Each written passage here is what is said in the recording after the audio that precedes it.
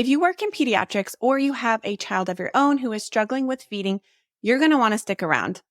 Today, we're going to review what a pediatric feeding disorder is and what it's not. And we're going to give you 6 specific questions you can ask your families to help guide your recommendations. We're going to talk about gagging and food aversions and how to know when a referral is warranted. You're going to leave today knowing how to guide your families and how to create a stress-free mealtime environment to enhance feeding. Welcome back to the Exam Room Nutrition Podcast. I'm your host, Colleen Sloan. I'm a registered dietitian and pediatric PA. Each week, I'm giving you answers to common nutrition questions to help you become a more compassionate, confident clinician. I'm so excited to introduce you to my guest today. Bree is a speech-language pathologist and certified lactation counselor whose clinical focus is with infants and medically complex children with feeding and swallowing disorders.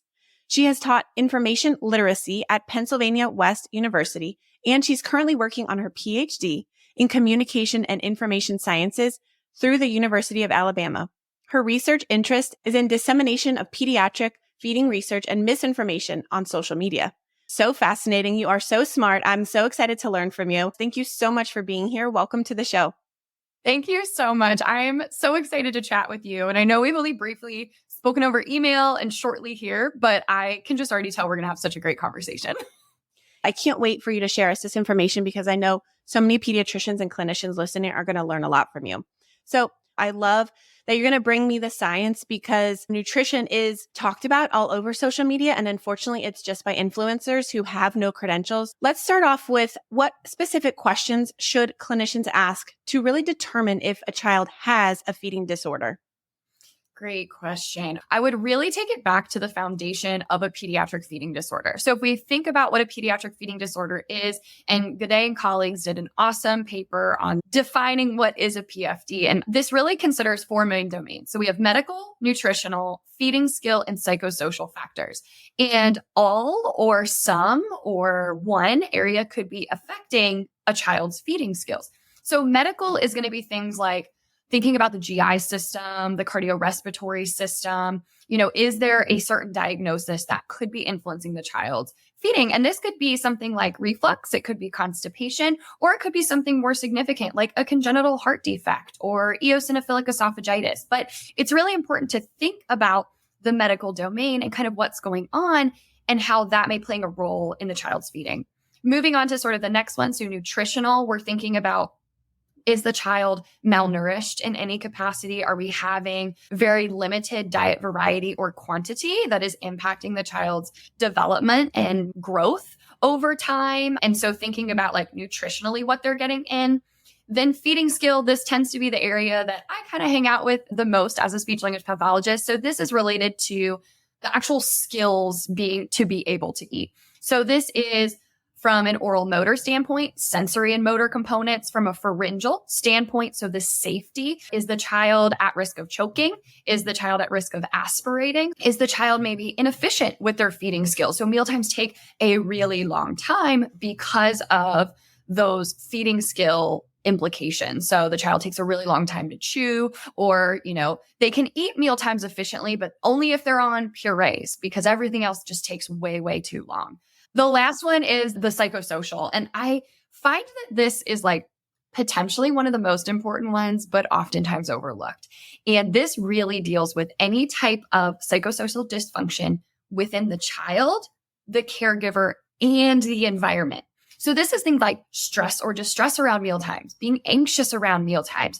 This could be using coercive feeding practices because the parent is like, I just don't know what else to do to get my child to eat and be well nourished. So it's things that can be occurring within the child, within the caregiver, or the environment that impact the feeding experience. And so I would really just reflect on those 4 domains as you start to ask questions. So keep it, more broad, and then you can kind of bring it in if they're like, oh, well, actually, yeah, like they do throw up like 2 or 3 times a day. And it's like, oh, well, let's talk more about that. When does that occur? Is it during meals, after meals? Is it 2 to 3 hours after a meal? Is it, and really that can help refine what other providers may need to be on the team.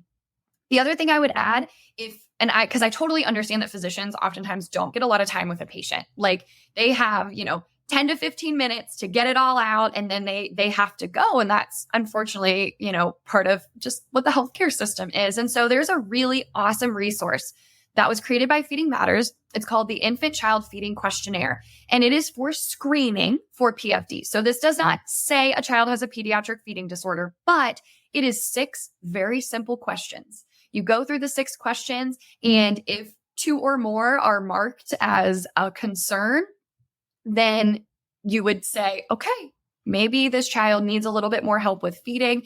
And I don't expect physicians to know the ins and outs of all of feeding or be able to spend the time to do a comprehensive evaluation. But that's why this can be awesome. And they even have like a little rack card. So you could just like keep it in your exam room and have the family quickly run through the questions to determine if they may need some support. If they say, hey, we've been worried about feeding. Or if you just want to probe for like, how's your child's feeding going? And if they're like, well, we're a little concerned, then maybe just run through those additional questions to see. Oh, that's super powerful. So helpful. And honestly, 6 questions is very doable. And I love that. So we're going to definitely link up to that down in the show notes below, because I think that's a very valuable resource. Because I'm in the pediatric world and doing a checkup, we literally have 10 minutes and we have to deal with all of the medical problems, and feeding and nutrition is really just one aspect of it. And it can get really overwhelming, especially when the parents kind of information dump on you and you've got medical issues and you need referrals and medication refills. And then now they're also a picky eater and constipated, and it's very overwhelming. So I love that you suggested that we start very broad. A question that I like to start with is, do you have any concerns with what, how much, or how your child is eating? And I think that's a really good broad question to kind of lead the parents to give you some information. And then, like you said, then you can narrow it down, because there are so many ways that you can take this. Like you said, it could be medical, it could be nutritional, it could be swallowing and functional. So there are so many different areas and avenues, but the patient and the parent will give you that information if you ask the right questions. And, this is the goal of the podcast, is to help primary care clinicians get to the cause and then refer out, right? Like you said, it's not in our wheelhouse to know the ins and outs and how to correct it. That's what you're for. What's funny is it's so similar to the question you asked. Like the questions are, does your baby or child let you know when they're hungry? Do you think your child eats enough? How many minutes does it usually take to feed? Do you have anything special you have to do to help them eat? Does your child let you know when they are full? And based on the questions above, do you have concerns? That just took me 20 seconds to go through. So it is really, really simple and encompasses all of those different pieces to say, yeah, maybe more help's needed. Absolutely amazing. And if they trigger for 2 or more, it would be warranted to refer out to someone. Yep, exactly. What age is this validated for? 0 to 4 years old. The idea behind it was to help get that like early intervention started. So really early on, if there's any concerns, go ahead and start with support. And I think that's the most important time, right? We know 0 to 1,000 days is so vital to the child's development and growth. And so finding it out early is important. And I hear from so many speech language pathologists and dietitians who specialize in picky eating that they're now working with like a 5-year-old who the clinician, unfortunately, has just said, they're going to grow out of it. They're going to grow out of it. It's normal for your child to X, Y, and Z. And unfortunately, it wasn't normal. And, they're having to correct so many things and it's just taking so much longer. So early intervention is key. All right, let's move on to some specifics. Let's talk in that 3 to 6 month range and starting solids. I know some clinicians and parents are really eager to start solids. They think their baby looks interested.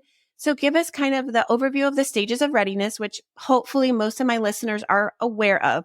But more specifically, you talked about this on Instagram, and it was the pre-feeding skills that I actually had never thought of or heard of. So I'm really interested to hear what that means and how that can help babies when they are ready to start pureed foods.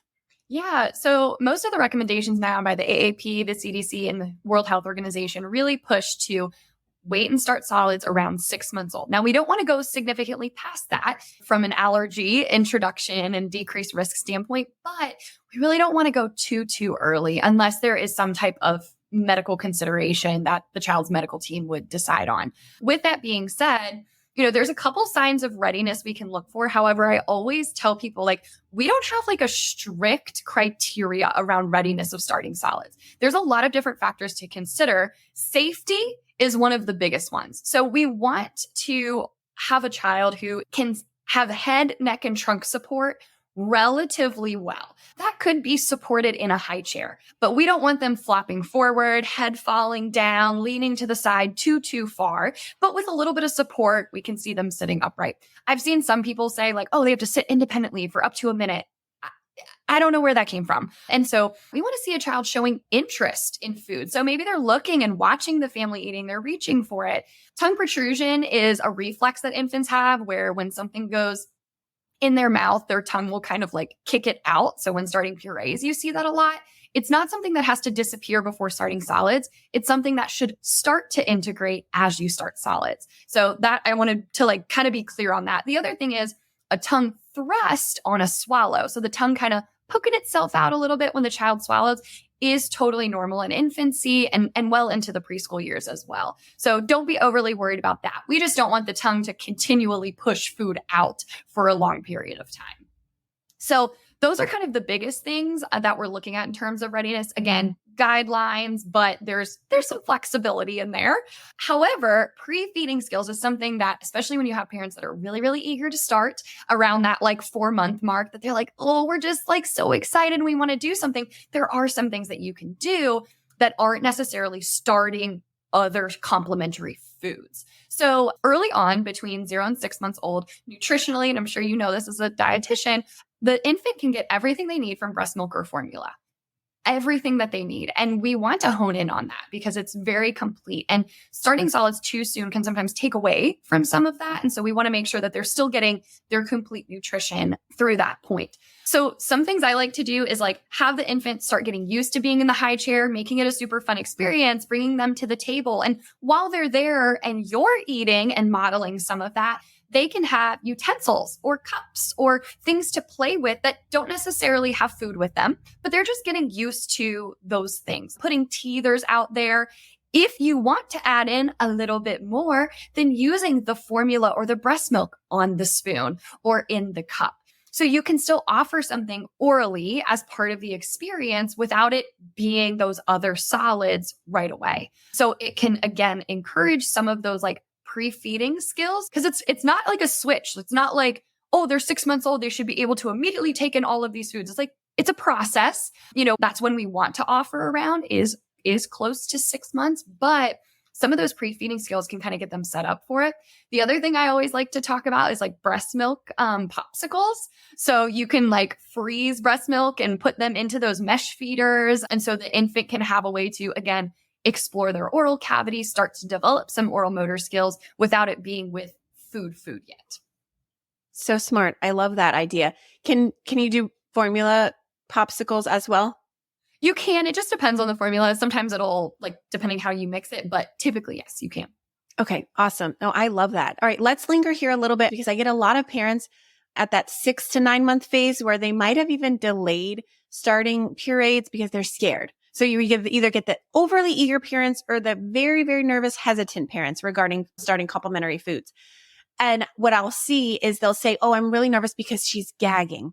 So talk to us a little bit about gagging because I know it can be normal, but what you had just said, at some point it's not normal. So let us know about how we educate our parents regarding gagging on the pureed or the table foods. Yes, for sure. Gagging is very, very normal when first starting solids. So many children will do it when they first start solids, and they'll continue to do it as you do new textures. So it's not oh, they stopped gagging on puree. Now we can do other stuff and they won't gag.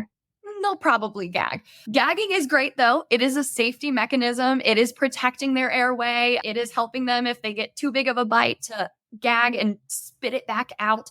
However, if this continues for an extended period of time, so I would say depending on the food and depending on the frequency of it being offered, if you start purees and 2 to 3 weeks into it, you're still seeing excessive gagging, I might be a little bit concerned. So we should see it start to get better over time. Again, not going to totally disappear, but it shouldn't be every single bite we're having a gag. It should slowly start to decrease. The other thing we want to look at is if the gagging worsens. So does it become vomiting? Does it become the child is starting to show aversions because their experience with food is becoming negative? And so you can't even offer them a bite anymore. They just don't even want to try. Those are some of the signs I would say, okay, maybe something else is going on here, because that's not the progression that should happen. The progression is that it should slowly get better.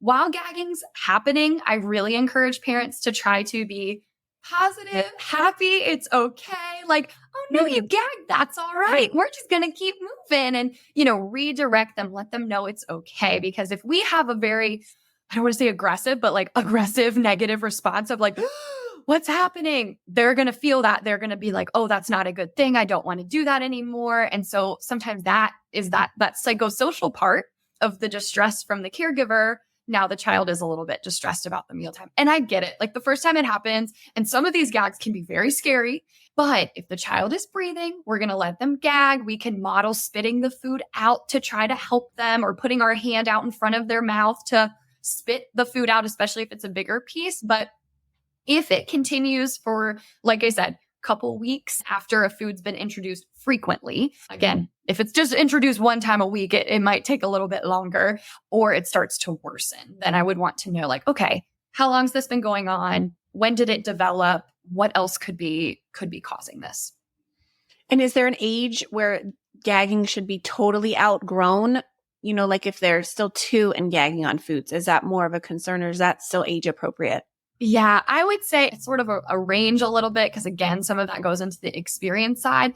Typically, by the time a child is 12 months old, it should primarily be decreased. However, you'll see between like 12 and 18 months old, because again, new textures are being developed, you'll still see gag appear, but it shouldn't be so frequent that like every meal you're seeing gagging happening. So it really should be something that dissipates over time, because by the time a child is around 12 months old, again, guideline of these recommendations, it's not like, oh, they're 12 months old, perfect, they can eat table food and we're good to go.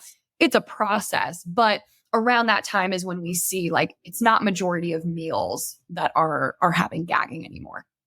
I want to linger here a little bit, because parents will often, be very, very nervous about this. And like you said, an over-exaggerated response to when the child gagged one time, the first time that they offered them, some banana, and they'll say that the child was choking. So I think it's so important to delineate the difference, because they are extremely different. So what questions specifically can a clinician ask to determine, hey, was the child actually choking, or was this just a normal gag reflex? I will usually talk to the family about like, did your child require back blows of any kind? Did they require that you do Heimlich?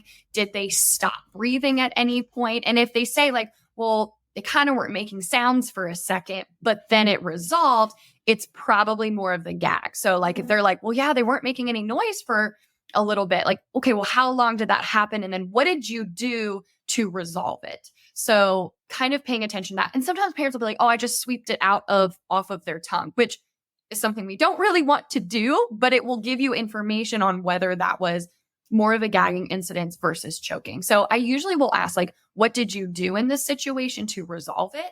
And that will usually give me the information that I need. And then usually provide the education on the difference between gagging and choking, and when gagging is happening, how to make sure it doesn't become a choking incident. Awesome. Now, a question that I get a lot too is it okay to offer that food that the child just gagged on again, like immediately? Is that a safe thing to do? We'll get back to this episode in just a second, but I wanted to share another amazing podcast that I think you'll love.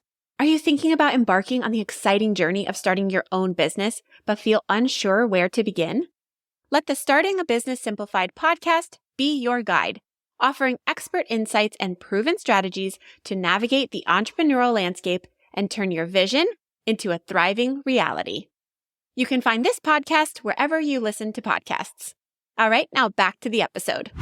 Absolutely. You want to give them more opportunities. And that's where that like, oh, it's okay, no worries. Like, here's another piece. And you just like move on. Now, if you feel like maybe it was because of a safety thing, then maybe you modify the food. So if you were giving like, 1-inch pieces of banana, then maybe you pre-smash it a little bit, or you give a long strip of banana to reduce the risk of it becoming a safety issue. But that doesn't mean we stop offering the food, because if we stop offering the food, then the child isn't going to have that opportunity to integrate the gag a little bit and build those oral motor skills with that food and with that texture. Let's move on a little bit now towards the toddler age range. And for a child who's got like an aversion to food, of course, I'm going to recommend we refer to a speech language pathologist, right? Because this is far too intense to deal with in a 10-minute well check. But parents would like information then and there. So what kind of things can we give, actionable tips and strategies that the parent can do for the child who's just extremely averse to almost all textures or all foods? What can the parents work on? Yeah. So I would say first, kind of reflecting back again on those 4 domains as the provider and just saying like, are there other potential referrals that need to be made aside from the SLP? So like, let's sit down and talk about some of the other things that are going on. You know, do I need a gastroenterologist or otolaryngologist or allergist? Like, is there other referrals that are warranted first? From there, what I do in my initial assessment and session is really talk to the family about like, one, this has nothing to do with what you've done. Like, this is something else is going on. And that's why we're going to get you the support that you need to make sure that, you know, you can support your child in the best way possible.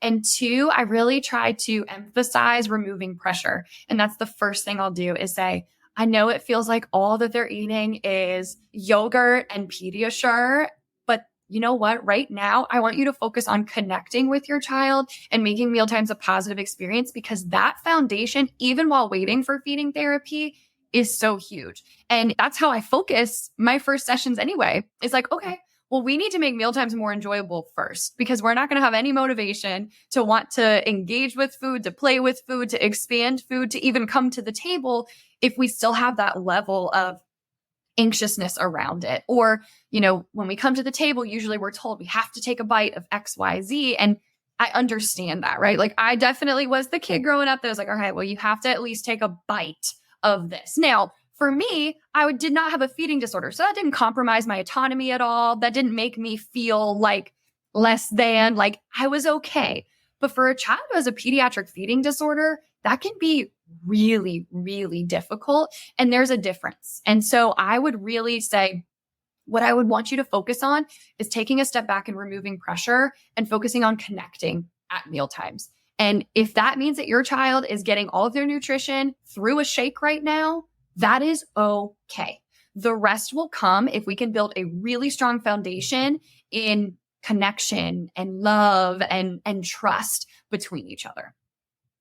What do you think some non-food mealtime connections would be, you know, besides sitting and eating at the table? Because I'm a huge proponent of family meals and at least connecting, you know, at least once a week, if not every night. But what other ways are a good way to kind of take the pressure off food? For sure. So one of the things I always talk to families about, especially if we're thinking about this like toddler range, is kids learn so much through play at this point. So they're not coming to the table and are like, hey, mom, how was your day at work? How did it go? You know, or like I'm asking them how their time at preschool was. Like, that's not the socialization that needs to occur to support connection and learning. It's play. So sometimes I'll be like, okay, could they bring their favorite race car to the table? And you each take turns, you know, asking a question or saying something when you have the car, and then you drive it back to them and they drive the car to you and you take a bite and then you drive the car back to them. And maybe they're, again, no pressure to try something new. They're drinking their shake right now. And we're just building that. I also think some expectations or being more realistic in our expectations around like, how long can a child actually sit at the table? Because when a child is like 3 or 4 years old and feeding's difficult, I definitely don't expect them to be able to hang out at the table as long. So trying to find ways to make it a little bit more fun that isn't focused directly on that. So bringing a toy or two to the table, having music playing, anything that can really support it. And also recognizing when maybe they've reached their limit. The other thing I would say, and I tell all families this too, is don't put your child in the high chair until you have everything ready. Because the second they are in their chair, the second they're sitting at the table, the countdown has started for how long they're going to be able to sit there with you. So just recognizing that, like, a child can only sit there for like 5 to 8 minutes. It's not super abnormal. And it might start out where they can only handle 2 minutes before they're feeling overwhelmed. And again, they have something that is impacting their feeding. So being in that situation longer than they can handle right now might just be too difficult. I like to equate what you just said with sitting in the high chair before any of the food is ready and you're just kind of waiting there. So that like builds that anxiety and that like, oh, I want to get out already, to when adults have the credit card ready on the check and we're waiting for the server to come back and grab it because we're ready to go. We want to go. And we probably only waited like 2 minutes, but really in our minds, it feels like 10. So I feel like that's like a very similar connection between how toddlers feel when they're waiting for their food. So I love that tip about get everything ready and then put your kid in the high chair. I think that's really impactful and something that the clinician can recommend to their parents immediately. I want to close by you giving us just kind of like the advice that you've heard that clinicians tell their patients that make you cringe and you just wish it would stop because it would make your job easier. So kind of a clinician, what not to do advice for feeding kids. So I think I have 2 big ones. So one is sort of like a cliche in the feeding world, but I still hear it being said, is that a child will just eat when they're hungry. And a child who has feeding difficulties will not. They will not eat when they are hungry. That is why we see children that become malnourished, because they will not do like what we typically expect for a child to nourish their body. Is that advice okay for a child who doesn't have feeding disorder? Maybe, because realistically, that is what, responsive feeding is the child is hungry, they eat until they're satisfied, and then they go on. But a child who has a feeding disorder won't. So I think that would be number one, is if a parent is saying that they have concerns about feeding and you're like, well, just stop giving them what they want and they'll just eat when they're hungry. I'm telling you, they won't. The next thing is that weight gain is the only metric to consider if feeding is successful. Weight gain is one part of the puzzle. And while we want a child to grow and develop in height and weight, it is one metric. And if the way that they're meeting that is causing the family a lot of stress and is like the child is doing that, but it's through, only 1 or 2 types of foods, we have to figure out why. So sure, they could maybe eat enough, but are they truly well nourished, and what other implications are happening around food and meal times? Because food and meal times, like we want to build a child who has a positive relationship with food for the long term. And if we only focus on weight as being the metric for success, we're going to miss a lot of other areas. Those are fantastic. And you're right. I hear people all the time say that to their families. It's like, oh, they're just going to eat when they're hungry.